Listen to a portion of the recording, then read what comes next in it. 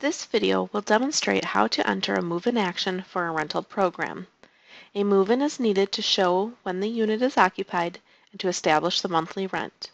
Please note that the tenant is currently occupying another unit and is moving into a new unit within the same program. You would do a transfer action instead of a move-in. Please refer to the video on transfers for additional information. To start, click on Applicant, Applicant Tenant File, type in the name of the tenant who is moving in, click Find, select the applicant's name from the selection results. From the applicant tenant file, click on Actions to bring up the list of accounts. Please note you may see a list of prior accounts if the tenant had previously occupied a unit within one of your programs. Click on New Account. This brings up the unit lookup screen. Select the program and project for the unit the tenant is moving into. You may also choose all projects within a program or all programs if you are unsure which the unit belongs to. If you have many vacant units, it is also helpful to type in all or part of the address in the search text.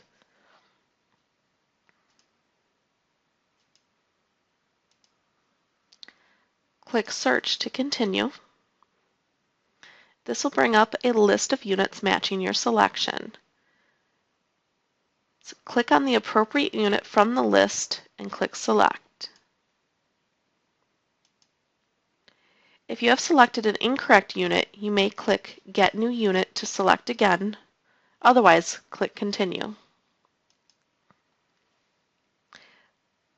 The steps of the action will vary if the program has an income-based rent calculation or not. I will demonstrate the income-based rent calculation first, as it is most common. From the Action screen, click New Action, select Move-In from the type of action, enter the tenant's move-in date as the effective date of action. Please keep in mind that you are unable to move in a new tenant on the same date the previous tenant moved out. For those who have our tenant accounting module, if a tenant moves in on any day other than the first of the month, the system will automatically prorate the tenant's rent on their ledger.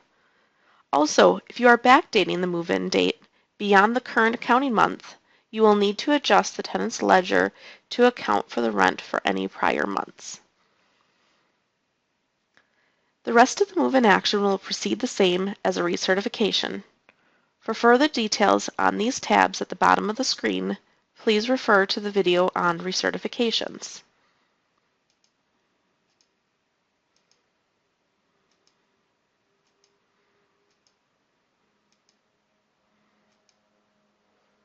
After completing the action notes screen will pop up. This is a place for you to type notes specific to this action, if needed. The action notes are completely optional. Please keep in mind what you type in the action notes will be seen by the tenant since they will print on the tenant itemized worksheet. Click Save or Cancel depending if you typed any notes. If your program has any reoccurring non-rent charges, you will now see the Other Charges screen. This will give you a chance to add any of those additional charges to the account. Click Save or Cancel depending if you added any additional charges. You will now see the Required Deposit screen.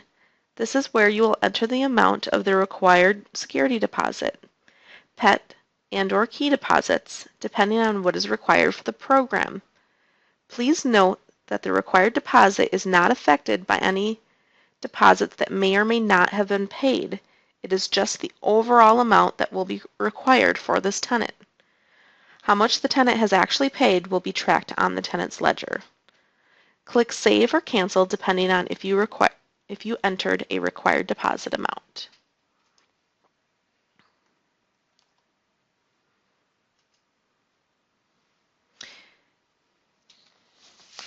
If your tenant is currently on a waiting list, you will now get the waiting list cleanup screen.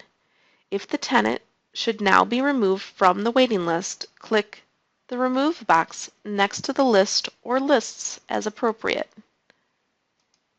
Click Save or Cancel, depending if you selected any waiting lists. You will now be brought back to the action screen and you will see your newly completed move-in added to the table. Click on Recert Forms to print paperwork related to this move-in. Please refer to the video on Recert Forms for additional information. For a program without an income-based rent calculation, the action is much simpler. From the action screen, select New Action. Select Move-In from the Type of Action list. Enter the tenant's move-in date as the effective date of the action.